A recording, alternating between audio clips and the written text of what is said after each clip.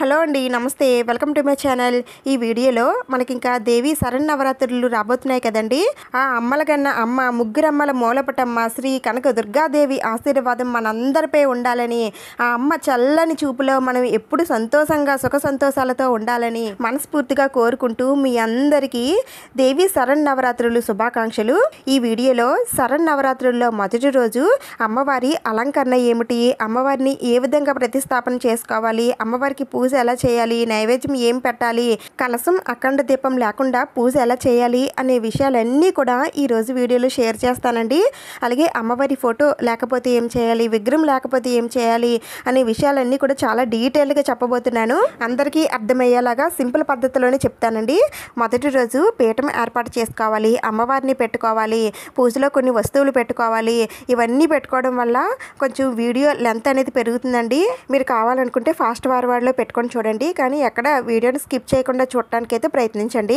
నేనైతే విజయవాడ కనకదుర్గమ్మ అమ్మవారి అవతారాలకు సంబంధించిన వీడియోస్ అయితే చేస్తున్నానండి. ఈ 10 రోజులు అమ్మవారి అలంకరణలు ఏమిటి, అమ్మవారికి ఎలా పూజ చేయాలి, అమ్మవారికి ఏమి సమర్పించాలి అనేవన్నీ కూడా మన ఛానల్లో వస్తాయి. ఎవరైనా ఫాలో అవ్వాలనుకుంటే కింద సబ్స్క్రైబ్ బటన్ ఉంటుందండి, అది క్లిక్ చేసి ఆల్ అనే బటన్ని యాక్టివేట్ చేసుకోండి. ఆల్రెడీ మన ఛానల్ని ఫాలో అవుతున్నామని అనుకునేవారు వీడియోని లైక్ చేయండి. ఈ 2024 సంవత్సరంలో దేవి శరన్నవరాత్రులు అక్టోబర్ 3వ తేదీన గురువారం నుండి ప్రారంభమై అక్టోబర్ 11వ తేదీన శుక్రవారంతో నవరాత్రులు ముగుస్తాయండి. ఇంకా అక్టోబర్ 12వ తేదీనే విజయదశమి. అయితే ఈ నవరాత్రుల్లో అమ్మవారి అలంకరణలు ఏమిటి, విజయదశమి రోజు అమ్మవారికి ఈ పూజ ఏ సమయంలో చేయాలి, వాహన పూజ ఎప్పుడు చేయాలి, పూజలో మీకు వచ్చే సందేహాలు ఏమిటి, కలసం అఖండ దీపం పెట్టుకొని అమ్మవారిని ఏ విధంగా పూజించాలి అనేవన్నీ కూడా నేను ఇంతకుముందే వీడియోస్ అయితే పెట్టానండి. ఎవరికైనా సరే ఇంట్రెస్ట్ ఉందని అనుకుంటే ప్లీజ్ తప్పకుండా ఛానల్లోకి వచ్చి చూడండి, మీకు చాలా బాగా అర్థమవుతాయి. మీకు ఏమైనా డౌట్స్ ఉంటే నేను కామెంట్స్లో అడగండి, నేను తప్పకుండా రిప్లై ఇస్తాను.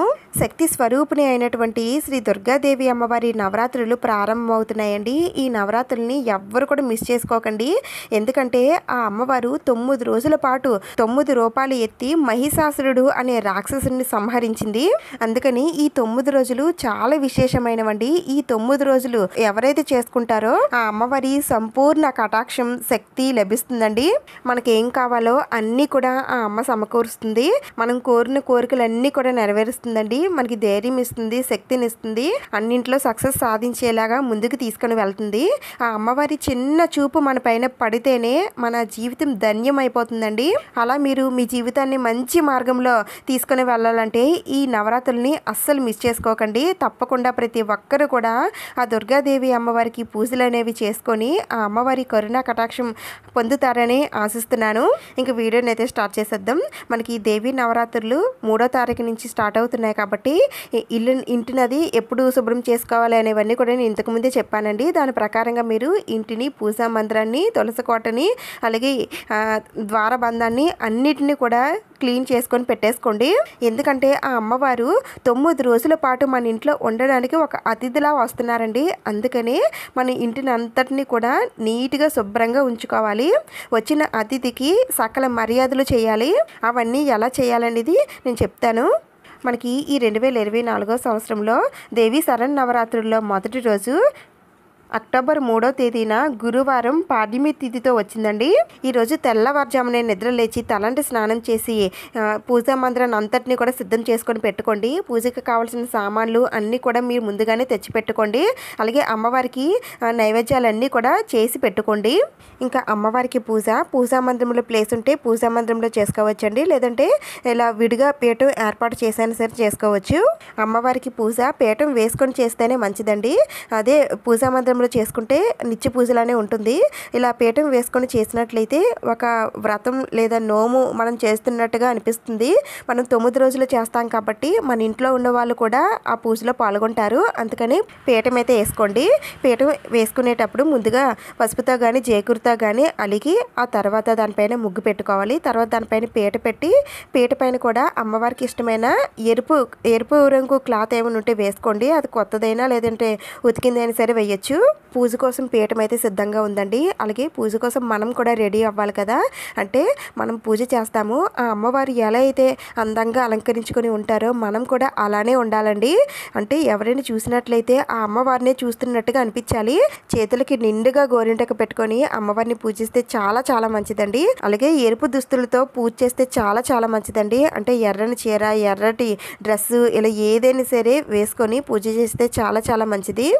ఇంకా పూజా పీఠం పైన ఏ ఏ వస్తువులు పెట్టుకోవాలో ఇప్పుడు చెప్తాను. ముందుగా అయితే నేను ఇక్కడ పూజా పీఠం బ్యాక్ సైడ్ ఇలా మకర తోరణం అయితే తీసుకున్నానండి. ఇదైతే నేను ఇంతకుముందే తీసుకున్నాను, ఆల్రెడీ వీడియో కూడా పెట్టానండి. ఇది మొత్తం అట్టతో వస్తుంది. ఇదైతే నేను ఇలా డెకరేట్ చేసుకున్నాను. అమ్మవారిని కొంచెం ఎత్తుగా పెట్టుకోవడం కోసమని ఇలా పీటలు పెట్టుకుంటున్నానండి. మీ దగ్గర కూడా ఇలాంటి ఏవైనా పీటలు ఉంటే పెట్టుకోండి, లేదంటే నార్మల్గా అయినా సరే పెట్టుకోవచ్చు. ఇప్పుడు దీనిపైన తమలపాకులు పెట్టుకొని ఈ తమలపాకుల పైన బియ్యం వేసుకోవాలండి. ఒక గుప్పెడు కానీ 3 గుప్పెట్లు కానీ వేసుకోవాలి. ఇప్పుడు ఈ బియ్యాన్ని సమానంగా చేసుకొని ఈ బియ్యంలో కొద్దిగా పసుపు కుంకుమలు అయితే ఉంచాలి. ఇప్పుడు ఈ బియ్యం పైన అమ్మవారి ఫోటోని అయితే పెట్టుకోవాలండి. అయితే నా దగ్గర ఇలా పులిపైన కూర్చొని ఉన్న కనకదుర్గమ్మ అమ్మవారి ఫోటో అయితే ఉందండి. మీ దగ్గర కూడా ఉంటే పెట్టుకోవచ్చు, లేదంటే బయటకు వెళ్ళి తెచ్చుకోవచ్చండి. ఒకవేళ అమ్మవారి ఫోటోని మేము పెట్టుకోమండి అని అనుకునేవారు లలితాదేవి అమ్మవారి ఫోటో కానీ, లక్ష్మీదేవి అమ్మవారి ఫోటో కానీ, పార్వతీదేవి అమ్మవారి ఫోటో కానీ ఏదైనా సరే పెట్టుకొని మీరు పూజను అయితే చేసుకోవచ్చు. నేనైతే అమ్మవారిని ఇలా అందంగా అలంకరించుకున్నానండి.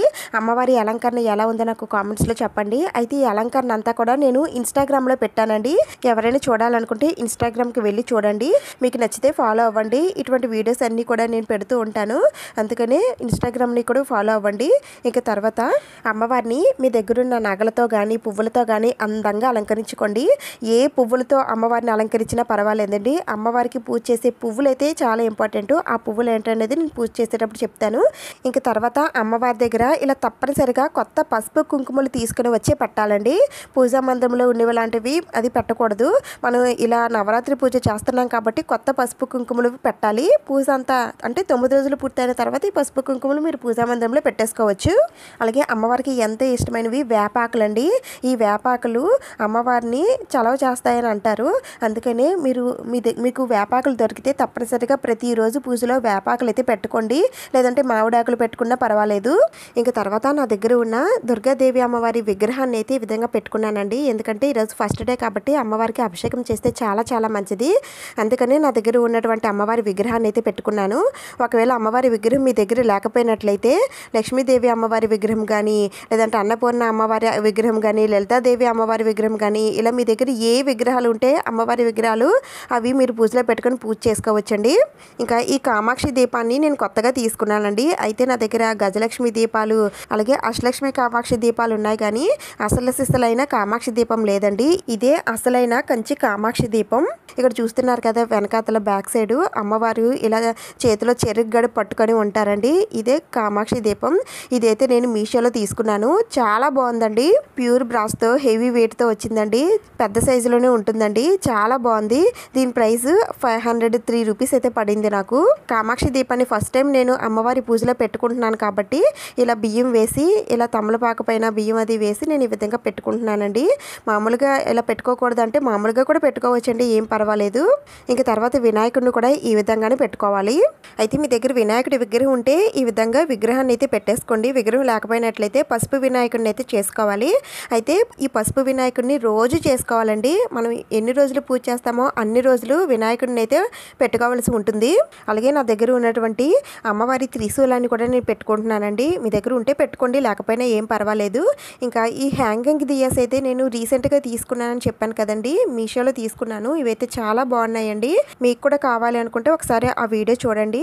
అలాగే అమ్మవారి దగ్గర ఏనుగులు కూడా పెట్టుకుంటే చాలా మంచిదండి. మీ దగ్గర ఏనుగులు ఉంటే పెట్టుకోండి, లేదంటే 2 పసుపు ముద్దలుగా చేసి అమ్మవారికి చెరో వైపున పెట్టుకున్నా సరే అవి ఏనుగులతో సమానం అవుతాయి. ఇక్కడ మనం అఖండ దీపం పెట్టుకోవట్లేదు కాబట్టి తప్పనిసరిగా కామాక్షి దీపం అయితే పెట్టుకోవాలండి. మీ దగ్గర ఉంటే పెట్టుకోండి, లేదంటే మామూలు దీపపు కుందుల్లో అయినా సరే దీపారాధన చేయాలి. అయితే ఎన్ని దీపపు కుందులు పెట్టాలని అంటే ఎన్నైనా సరే పెట్టుకోవచ్చండి. 2 నుంచి ఎన్నైనా పెట్టుకోవచ్చు. ఇన్నే పెట్టుకోవాలని లెక్క ఏమీ లేదు. ఇంకా ఈ పూజని ఎవరైనా సరే చేసుకోవచ్చండి. మనం ఇక్కడ కలశ స్థాపన అఖండ దీపారాధన ఏమీ చేయడం లేదు కాబట్టి అమ్మవారికి మీకున్న శక్తి కొలది సింపుల్గా మీరు ఎంతైతే చేయగలరో అంత అమ్మవారికి సేవ అనేది అయితే చేసుకోవచ్చండి.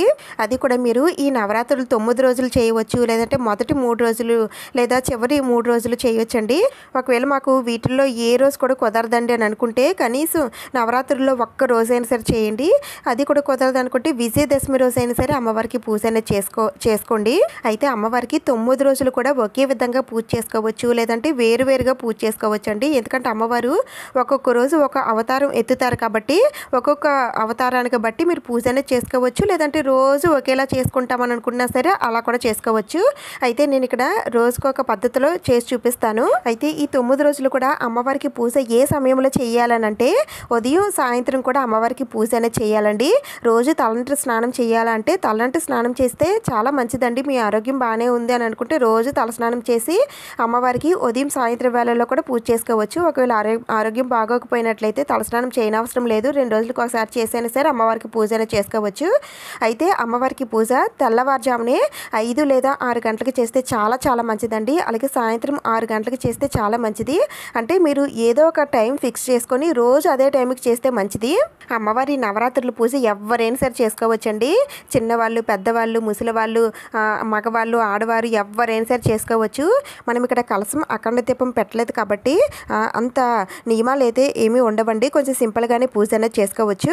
9 రోజులు అమ్మవారిని పూజిస్తే తర్వాత వచ్చే రోజులు మీకు ఎలా ఉంటాయి అనేది మీకే తెలుస్తుంది. అంత అద్భుతంగా ఉంటాయండి. నేను ఇప్పుడుకి 3 సంవత్సరాల నుంచి చేస్తున్నాను.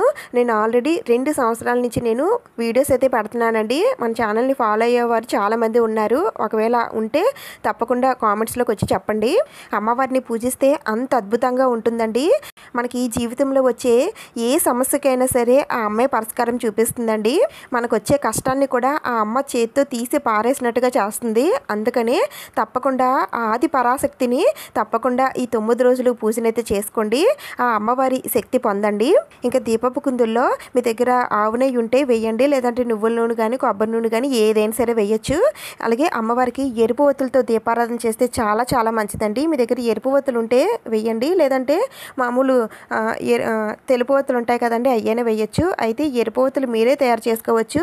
కొద్దిగా కుంకుమలో ఆయిల్ వేసి దాంట్లో మన దగ్గర ఉన్న తెలుపు ఒత్తులు డిప్ చేస్తే ఎరుపు ఒత్తులు తయారైపోతాయి. దాంతో మీరు దీపాన్ని వెలిగించవచ్చు. ఇంకా తర్వాత సువాసన భరితమైన పూజ ఏ దేవతామూర్తులకైనా సరే చాలా ఇష్టపడతారండి. అందుకని మీ దగ్గర జవ్వాది పౌడర్ కానీ, జవ్వాది అత్తర్ కానీ, లిక్విడ్ కానీ, లేదంటే సువాసన భరితమైన ఏవైనా లిక్విడ్స్ కానీ ఏవైనా ఉంటే అమ్మవారి పీఠం పైన కానీ, లేదంటే దీపపు కుందుల్లో కానీ వెయ్యండి. మంచి సువాసన వస్తుంది. ఆ సువాసనకి ఆ దేవతామూర్తులు ఆకర్షింపబడతారు. ఇంతేనండి, పూజకు సంబంధించిన అన్ని వస్తువులు కూడా నేను పెట్టేసుకున్నాను.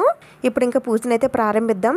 ముందుగా అయితే ఆకహారతితో దీపాన్ని వెలిగించాలండి. అది కూడా మనం పెట్టుకున్నాం కదా కామాక్షి దీపం. కామాక్షి దీపం ముందు వెలిగించిన తర్వాత మిగిలిన దీపపు కుందుల్లో దీపారాధన చేయాలి. దీపారాధన చేసిన తర్వాత ఆది దేవుడైనటువంటి వినాయకుడిని ముందు పూజించాలండి. ఆ తర్వాత అమ్మవారిని పూజించాలి.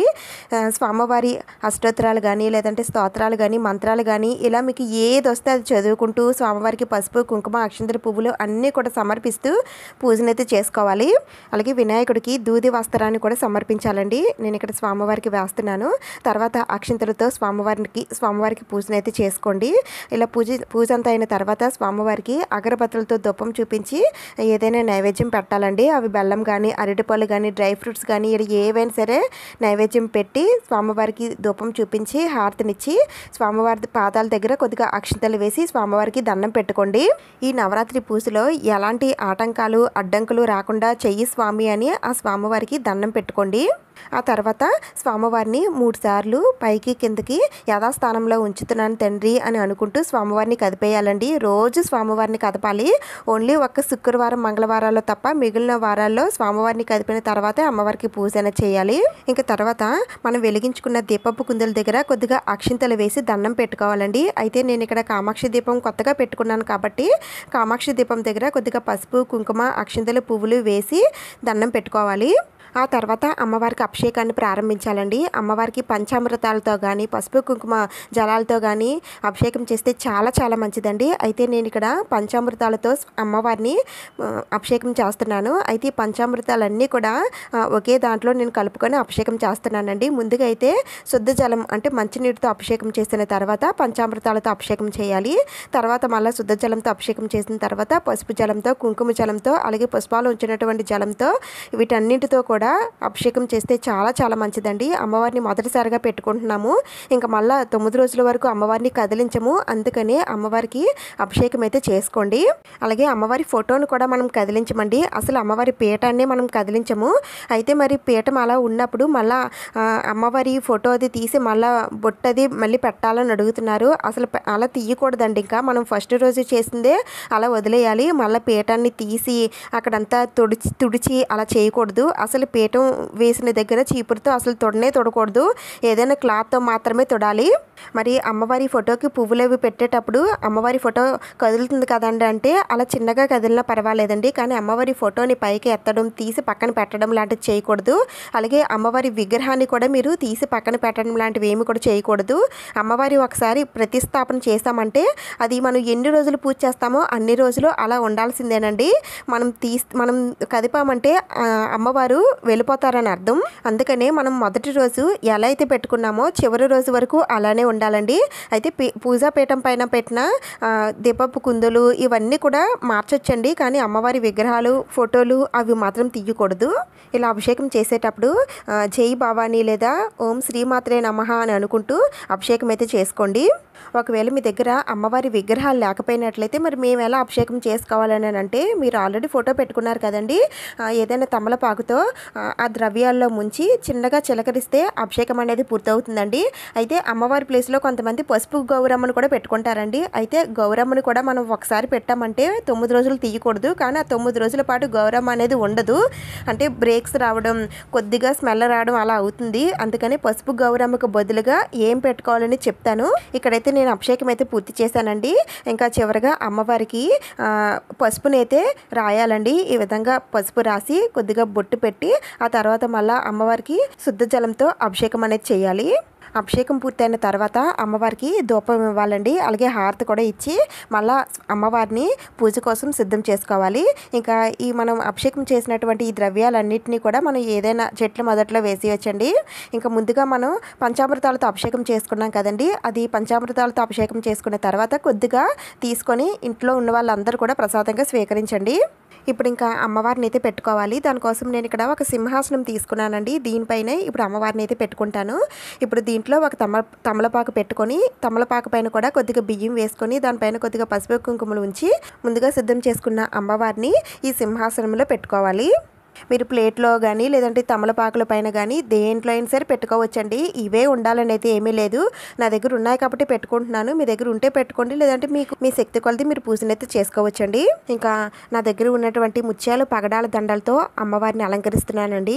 ఒకవేళ మీ దగ్గర అమ్మవారి విగ్రహం లేకపోతే ఏం చేయాలనంటే కొంతమంది పసుపు గౌరమ్మని అయితే పెట్టుకుంటారని చెప్పాను కదండి. ఆ పసుపు గౌరమ్మ ప్లేస్లో ఒక పసుపు కొమ్ము తెచ్చుకోండి. దానికి చందనం కుంకుమలతో బొట్టు పెట్టి ఆ పసుపు కొమ్ముని పూజలో పెట్టుకొని అమ్మవారిగా భావించి మీరు పూజనైతే చేసుకోవచ్చండి. మీరు ఎన్ని రోజులు పూజ చేస్తారో అన్ని రోజులు కూడా ఆ పసుపు కొమ్ములోనే అమ్మవారిని చూసుకుంటూ అమ్మవారిగా భావించి పూజనైతే చేసుకోవచ్చండి. పూజ అంతా అయిన తర్వాత ఆ పసుపు కొమ్ముని పెళ్ళైన వారు మెడలో కొట్టుకోవచ్చండి. పెళ్లి కాని వారు దాన్ని పౌడర్ చేసి మొహానికి రాసుకోవచ్చు, లేదంటే బీరువాలో అయినా సరే దాచిపెట్టుకోవచ్చు, లేదంటే పూజా మందిరంలో అయినా సరే పెట్టుకొని పూజనైతే చేసుకోవచ్చు. ఇంకా తర్వాత నేను పూజలో అమ్మవారి పాదాలు అయితే పెట్టుకుంటున్నానండి. ముందుగా అమ్మవారి పాదాలని నీటితో శుభ్రం చేసి వచ్చిన నీటిని మన శిరస్సు పైన జల్లుకోవాలండి. అలాగే మన ఇంట్లో కూడా జల్లితే చాలా మంచిది. మీ దగ్గర అమ్మవారి పాదాలు ఉంటే పెట్టుకోండి, లేకపోయినా ఏం పర్వాలేదండి. ఆ తర్వాత అమ్మవారి పాదాలకి పసుపు రాసి పారాని పెట్టాలండి. మొదటి రోజు కాబట్టి అమ్మవారికి ఆహ్వానం పలికి అమ్మవారి పాదాలకి పసుపు రాసి పారాని పెడితే చాలా మంచిది. అమ్మవారు చాలా సంతోషిస్తారు. కొంతమంది అయితే అమ్మవారి ఫోటోలో ఉన్న పాదాలకి కూడా పారాని పెడతారండి. మనం ఏం చేసినా సరే ముందుగా కుడికాలికి చేయాలండి. కుడికాలికి చేసిన తర్వాత ఎడమకాలికి చేయాలి. ఇంకా అమ్మవారి పారాణి పాదాలు ఇలా పువ్వులు రేఖల మీద పెడుతున్నానండి. అలాగే అమ్మవారి పాదాలకి నేను పట్టీలు కూడా పెడుతున్నాను. అమ్మవారి పాదాలు అలంకరించాక చూడండి ఎంత అందంగా ఎంత కోమలంగా ఉన్నాయో కదా. మీకు ఎలా అనిపించిందో నాకు కామెంట్స్లో చెప్పండి. అలాగే అమ్మవారి పూజలో ఈ నెమల పించాలు కూడా పెట్టుకుంటే చాలా చాలా మంచిదండి. ఇలా మీ దగ్గర నెమల పించాలు ఉంటే తప్పకుండా పూజలో పెట్టుకోండి. అలాగే అమ్మవారికి సంబంధించి ఒక క్లాత్ ఉంటుందండి, దానిపైన జై భవానీ అని ఉంటుంది. ఈ క్లాత్ కూడా మనం పూజలో పెట్టుకొని తర్వాత దసరా రోజున వాహనాలకి కట్టుకుంటే చాలా చాలా మంచిదండి. ఇంక తర్వాత దుర్గాదేవి కాయిన్స్ లాంటివి ఏవైనా ఉంటే వాటిని మీరు పూజలో పెట్టుకొని పూజ చేసుకోవచ్చండి. లేదంటే కుంకుమ పూజ అయినా సరే చేసుకోవచ్చు.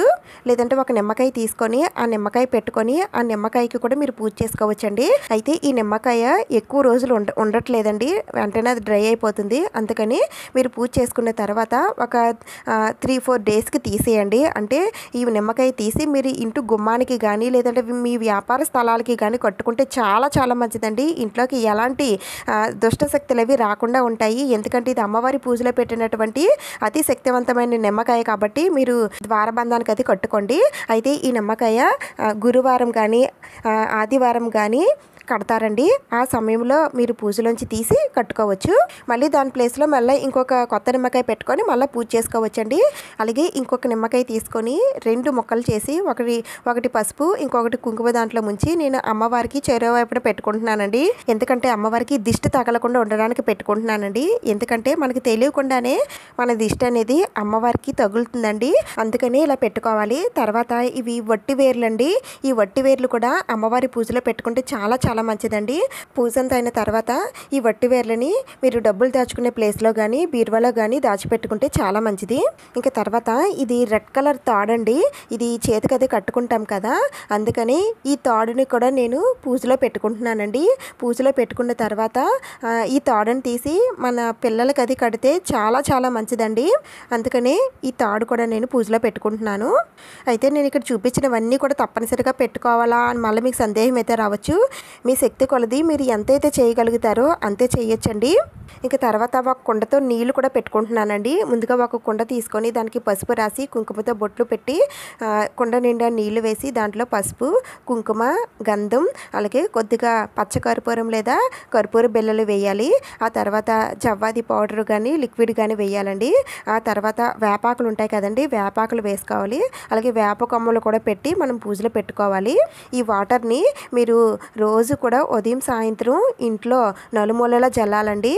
అలాగే మన శిరస్సు పైన కూడా చల్లుకోవాలి. ఎందుకంటే మాట్లాడితే మనం అమ్మవారి దగ్గరికి వస్తూ ఉంటాం కదా, అంటే ఆయిల్ అది వేయడానికి ఏదో ఒక కారణం చేత అమ్మవారి దగ్గరికి వస్తూ ఉంటాం కదా, అందుకనే మనం ఈ నీటిని శిరస్సు పైన చల్లుకొని అమ్మవారి దగ్గరికి రావచ్చు. అయితే ఈ నీళ్ళ వల్ల మనకి ఎలాంటి అనారోగ్య సమస్యలు రాకుండా ఉంటాయండి. అలాగే ఎలాంటి దుష్టశక్తులు అవి లోపలికి రావు, నెగిటివ్ ఎనర్జీ అది రాదు. అందుకని ఇలాంటి కుండలో నీళ్లు పూజలో పెట్టుకున్న తర్వాత ఆ వాటర్ని మీరు వాడండి. అయితే ఈ కుండలో నీళ్లు రోజు మార్చాలా అంటే 2 రోజులకు ఒకసారి మార్చి మళ్ళీ పూజలో పెట్టుకోండి. అలాగే పూజలో ఒక ఇత్తడి చెంపుతో నీళ్లు పెట్టుకుంటాం కదా, ఆ నీళ్లు కూడా పెట్టుకోండి. ఇలా పూజలో అన్నీ పెట్టేసుకున్నాక ఇప్పుడు అమ్మవారి పూజనైతే ప్రారంభిద్దాం. ముందుగా అమ్మవారికి కుంకుమతో బొట్టు పెట్టి వస్త్రమాలను సమర్పించి అగరబత్తులతో ధూపం చూపించి అమ్మవారికి ఆహ్వానం పలకాలండి. ఇలా ఒక కొబ్బరికాయని చేతిలో పట్టుకొని దండం పెట్టుకోండి. అమ్మ జగజ్జనని మా ఇంటికి విచ్చేసి నేను చేసిన పూజనంతటినీ కూడా స్వీకరించి మమ్మల్ని ఆశీర్వదించి తల్లి అని దండం పెట్టుకోండి. అలాగే మీ కులదేవతని గ్రామ దేవతని కూడా ప్రార్థించండి. మీరు ఎన్ని రోజులు పూజ చేయాలనుకుంటున్నారో ఆ అమ్మవారికి చెప్పుకొని అన్ని రోజులు కూడా పూజలో ఎలాంటి ఆటంకాలు లేకుండా చేయమని చెప్పి ఆ కొబ్బరికాయని కొట్టి అమ్మవారి దగ్గర పెట్టండి. ఇప్పుడు కొద్దిగా ఎరుపాక్షంతులు తీసుకొని అమ్మవారి దగ్గర వేసి దండం పెట్టుకోండి. దేవి శరన్నవరాత్రుల్లో మొదటి రోజు అమ్మవారు శ్రీ బాలా త్రిపుర సుందరీదేవి రూపంలో దర్శనమిస్తారండి. ఈరోజు అమ్మవారు లేత గులాబీ చీరను ధరిస్తారు. అమ్మవారు ఈరోజు ఒక బాల రూపంలో దర్శనమిస్తారండి, అంటే ఒక చిన్న పిల్ల రూపంలో దర్శనమిస్తారు.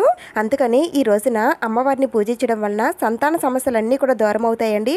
అలాగే చిన్న పిల్లల్ని పూజించడం వలన సుఖ సంతోషాలన్నీ కూడా చేకూరుతాయి. అందుకని ఈ రోజున కుమారి పూజ కూడా చేస్తారండి. 2 సంవత్సరాల నుంచి 10 సంవత్సరాల లోపు ఆడపిల్లల్ని పూజిస్తారు.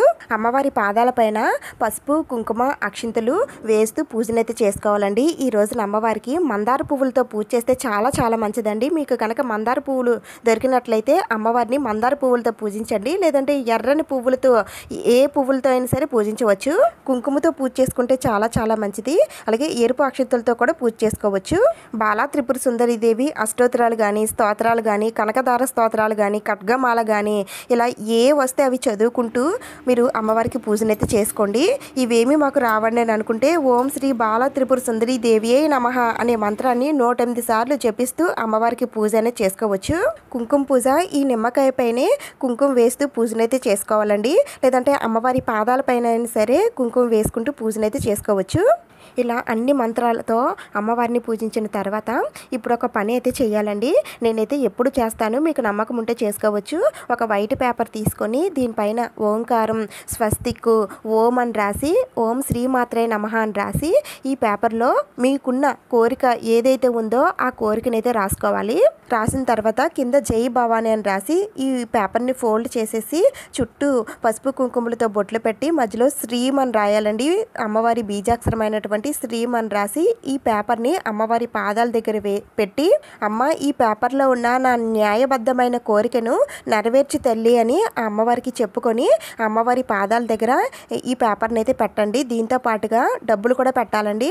అది 11 రూపాయలు కానీ 21 రూపాయలు కానీ 51 రూపాయలు కానీ 101 రూపాయలు ఇలా మీకు మీ శక్తి కొలది ఎంతైనా సరే పెట్టచ్చు. పూజ అంతా అయిన తర్వాత ఈ పేపర్ ఏం చేయాలని నేను అడుగుతారేమో. ఈ పేపర్ని విజయదశమి రోజున సమీ వృక్షానికే కట్టాలండి. సమీ వృక్షం మాకు దగ్గరలో లేదంటే అనుకునేవారు డబ్బులు ఈ లెటర్ని కలిపి అమ్మవారి హుండీలో వేసేయాలి. ఇదైతే నమ్మకం ఉన్నవాళ్ళు చేయండి. నేనైతే నమ్మకంతో ప్రతి సంవత్సరం చేస్తానండి. తప్పకుండా నెరవేరుతుంది. తప్పకుండా నమ్మకంతో చేస్తే ఏవైనా సరే నెరవేరుతాయండి. ఈ విధంగా పెట్టుకున్న తర్వాత ఇప్పుడు అమ్మవారికి మళ్ళీ ఒకసారి ధూపం చూపించి అమ్మవారికి నైవేద్యం నివేదన చేయాలి. ఈ రోజున అమ్మవారికి పరమాన్నం నైవేద్యంగా నివేదన చేయాలండి. దీంతో పాటుగా ఏదైనా స్వీట్స్ పళ్ళు ఏవైనా సరే ఉంటే అవి కూడా పెట్టచ్చు. తర్వాత అమ్మవారికి తాంబూలం ఇవ్వాలండి. తాంబూలం మీ దగ్గర జాకెట్ ముక్క అది ఉంటే అది కూడా పెట్టి అమ్మవారికి తాంబూలం ఇవ్వండి. తర్వాత ధూపం వేయాలండి. ఇలా ఏదైనా ధూప్ స్టిక్ అది వెలిగించుకొని దానిపైన మన దగ్గర గుగ్గులం కానీ సాంబ్రాన్ కానీ పౌడర్ ఉంటుంది కదండి, అది వేస్తే చాలా ఎక్కువ ధూపం వస్తుంది. ఎందుకంటే అమ్మవారికి ధూపం అంటే చాలా ఇష్టం. ఎక్కువ ధూపం అయితే వేయాలి. ధూపం వేసిన తర్వాత అమ్మవారికి నీరాజనం సమర్పించాలి. ముద్ద కర్పూరంతో అమ్మవారికి హారతనిస్తే చాలా చాలా మంచిదండి. తర్వాత కొద్దిగా అక్షింతలు పువ్వులు తీసుకొని చేతిలో పట్టుకొని 3 సార్లు ఆత్మ ప్రదక్షిణ చేసి అమ్మవారి పాదాల దగ్గర వేసి మోకాళ్ళ పైన నమస్కారం చేసుకొని మీ మనసులో ఉన్న కోరికని అమ్మవారికి తెలియజేయండి. ఈ విధంగా దసరా నవరాత్రుల్లో మొదటి రోజు బాలా త్రిపుర సుందరి దేవి అమ్మవారికి పూజనైతే చేసుకోవాలండి. మొదటి రోజు అన్ని పూజలో పెట్టుకోవాలి కాబట్టి వీడియో లెంత్ అనేది ఎక్కువైంది. ఇంకా నియమాల సంగతికి వస్తే ఉపవాసం ఉండాలనంటే ఒక పూట భోజనం చేస్తే మంచిదండి. అలా ఉండలేమని అనుకుంటే మీరు భోజనం చేసేసైనా సరే అమ్మవారికి పూజ అనేది చేసుకోవచ్చు. ఇంకా తర్వాత బ్రహ్మచర్యం పాటించాలండి. నాన్ వెజ్ లాంటిది ఏమి కూడా తినకూడదు. ఇంకా ఉల్లి వెల్లుల్లి కూడా తినకుండా ఉంటే చాలా మంచిది. నేలపైన పడుకోవడానికి ప్రయత్నించండి. ఇంకా ఎవరితో గొడవలు పడడం లాంటివి ఏమి కూడా చేయకండి. మళ్ళీ సాయంత్రం వేళల్లో కూడా అమ్మవారికి కుంకుమతో పూజ చేసుకుంటే చాలా చాలా మంచిది. అన్ని విషయాలు కూడా చాలా డీటెయిల్డ్గా చెప్పానని అనుకుంటున్నానండి. అలాగే మిగిలిన నవరాత్రులకు సంబంధించిన పూజా వీడియోస్ కూడా మీకు కావాలి అని అనుకుంటే నాకు కామెంట్స్లో చెప్పండి. ఈ వీడియో మీకు యూజ్ అయింది, నచ్చిందని అనిపిస్తే ప్లీజ్ తప్పకుండా లైక్ చేయండి, షేర్ చేయండి, సబ్స్క్రైబ్ చేసుకోండి. ఇంకొక మంచి వీడియోతో మళ్ళీ కలుద్దాం. Thank you for watching.